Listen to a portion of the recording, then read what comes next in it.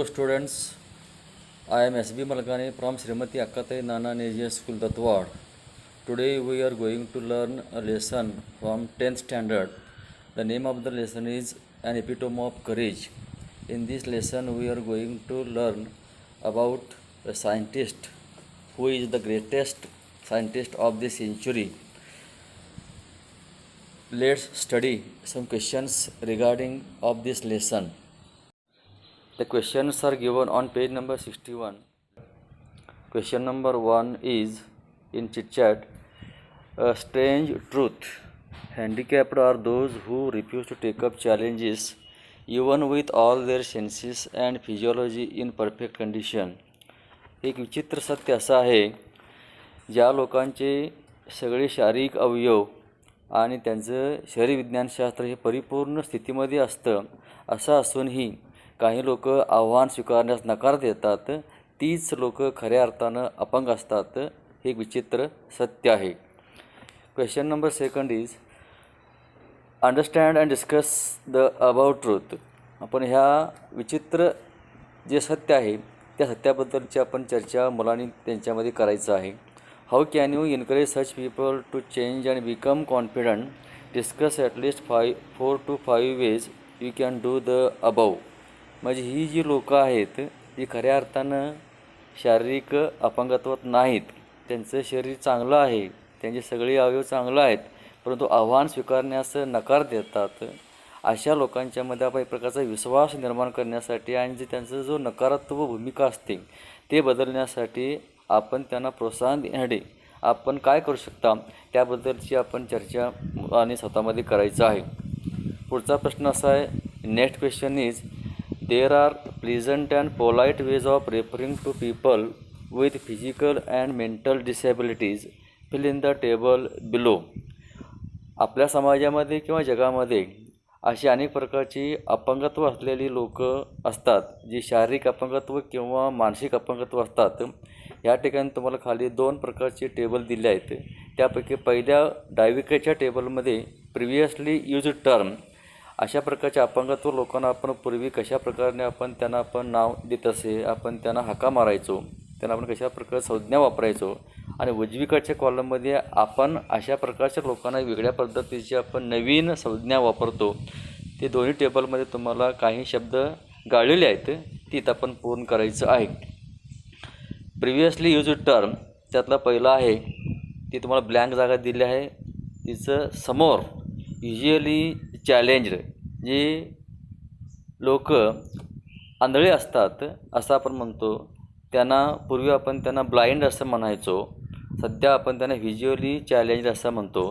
दुसरं आहे डीप, म्हणजे ज्यांना ऐकू येत नाही, जे बहिरे असतात, पूर्वी म्हणायचो, आता त्यांना नवीन संज्ञा आहे हिअरिंग इम्पेअर्ड असं आपण नवीन संज्ञा वापरतो.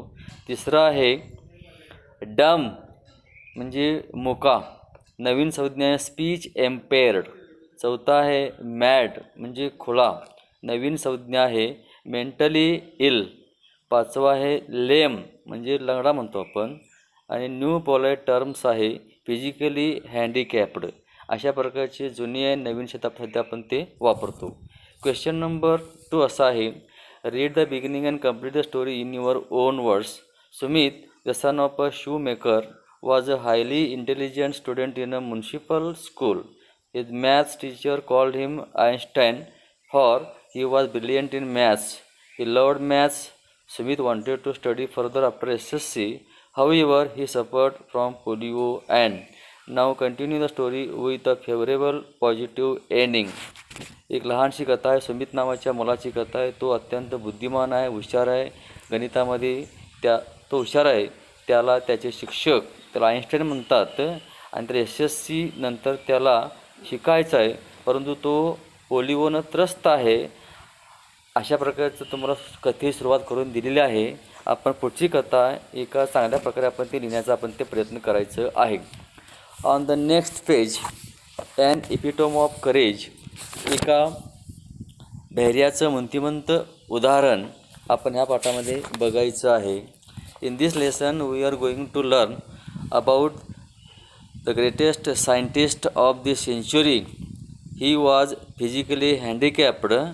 In spite of this, he became the famous and greatest scientist in this world.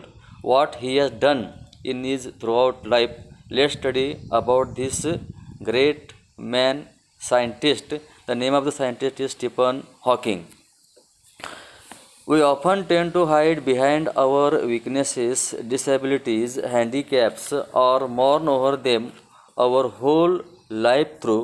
Dr. Stephen Hawking, one of the greatest scientists of the century, didn't do so in spite of suffering from a very rare and deadly disease.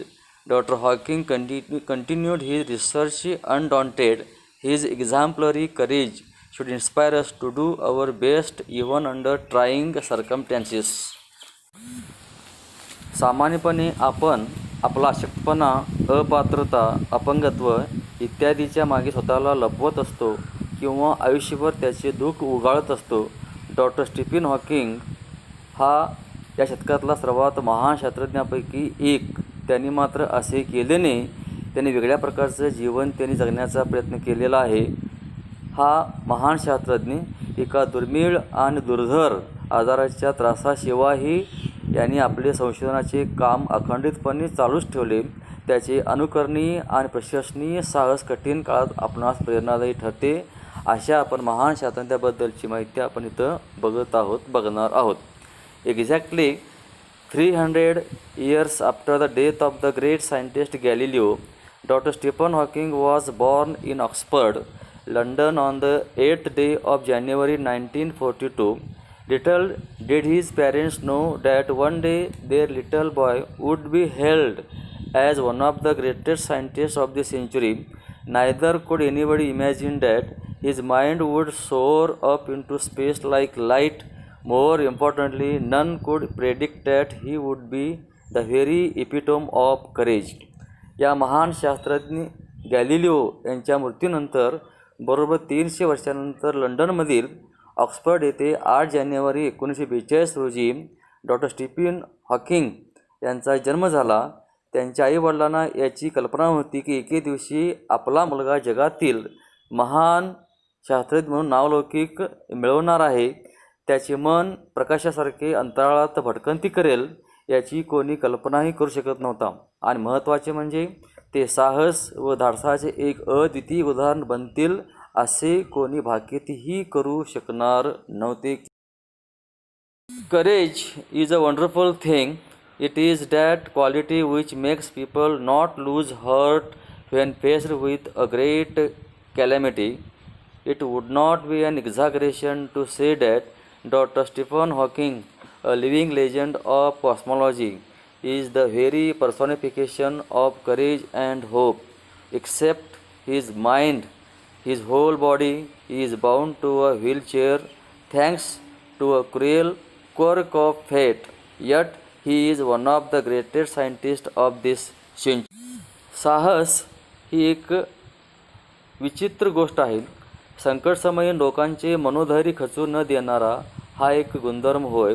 Doctor Stephen Hawking हे विश्वोत्पत्ती शास्त्रातील जिवंत आख्यायिका, प्रचंड साहस आणि इच्छाशक्तीचा उत्कृष्ट नमुना आहे असे म्हणालो तर अतिशक्ती ठरू नये.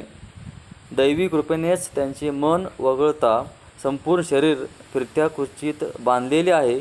तरीही ते या शतकातील महान शास्त्रज्ञांपैकी एक होत आणि आहेत असं म्हणावं लागेल. An average child, Stephen grew up to be a normal teenager full of mischief and lots of love for music and mathematics. Even though his father wanted him to study medicine, he was bent on studying mathematics. The University of Oxford at that time didn't have a course in mathematics, so he opted to study physics instead.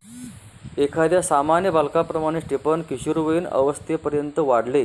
ते खूप मोठ्या खोड्या करत आणि त्यांना संगीत व गणिताप्रती प्रचंड आवड होती. त्यांच्या वडिलांची इच्छा त्यांनी वैद्यकीय शिक्षण घ्यावे, पूर्ण करावं असं असतानाही ते गणिताच्या अभ्यासासाठी चिकटून राहिले. मात्र त्या काळामध्ये ऑक्सफर्ड विद्यापीठामध्ये गणित शिकवले जात नसल्याकारणाने त्यांना शेवटी भौतिकशास्त्राची निवड करावी लागली आहे.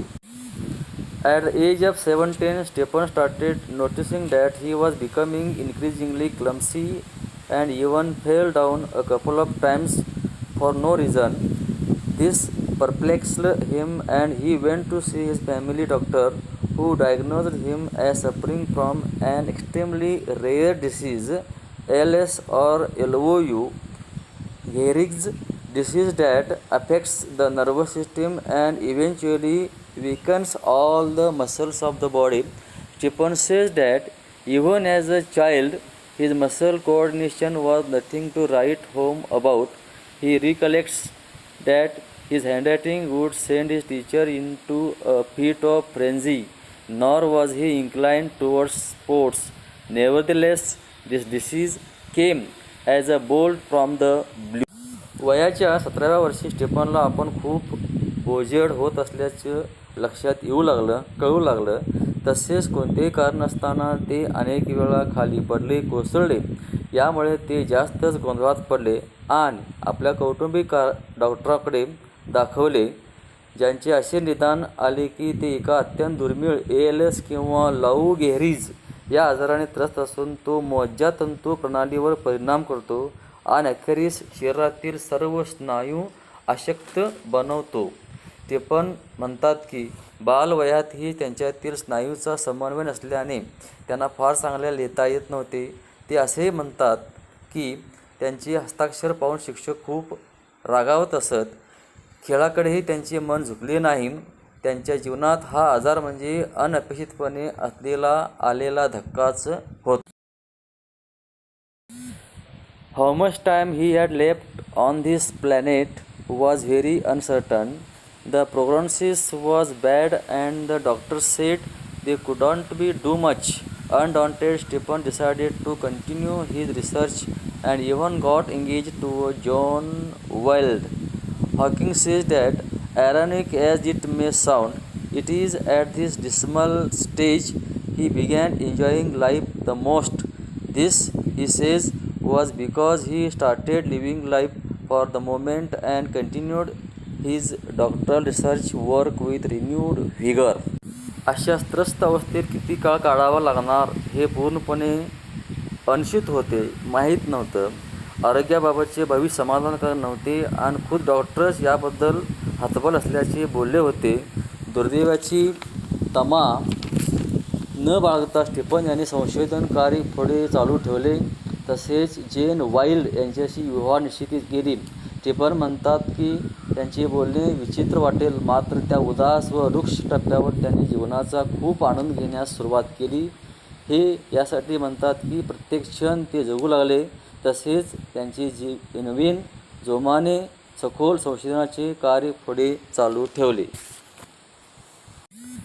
In the meanwhile, the disease worked its way into Stephen's body and left him disabled. He began studying the concept of black holes to get his PhD. By this time, he was confined to a wheelchair and was rapidly losing control of his hands and speech. The study of black holes sparked his imagination with bright ideas. He made many epoch-making statements that shook established theories. Scientists believe that the universe began with a big bang. To explain this concept better, Stephen invented what is known as Lie algebra. स्टीफनच्या शरीरात आजार हा वाढत गेला आणि त्यास अपंगत्व बनवलं. आपल्या PhDचा अभ्यास पूर्ण करण्यासाठी त्यांनी ब्लॅक होल्स कृष्णविवर संकल्पनेचा अभ्यास सुरू केला. या काळात ते पूर्णतः व्हीलचेअरशी मर्यादित झालेले होते आणि त्यांचे हात व बोलणे यावरील नियंत्रण गतीने कमी होत होते. ब्लॅक होल्सचा अभ्यास करताना त्यांच्या कल्पनांना चैतन्य येऊन विविध चांगले विचार व संकल्पना त्यांच्या मनात येऊ लागल्या. दरम्यानच्या काळात प्रस्थापित सिद्धांतांना धक्का देणारे अनेक महत्त्वपूर्ण सिद्धांत त्यांनी मांडले. शास्त्रज्ञांच्या म्हणण्यानुसार या विश्वाची निर्मिती ही एक भयंकर आवाजापासून झालेली आहे. ही संकल्पना अधिक चांगल्या प्रकारे मांडण्यासाठी स्टीफन यांनी लाय अल्जेब्रा शोध लावला. अशा प्रकारे आपण आतापर्यंत स्टीफन हॉकिंग त्यांच्या कार्याबद्दलची माहिती बघितलेली आहे. Now we will see the remaining part of the lesson in our next video. Thank you.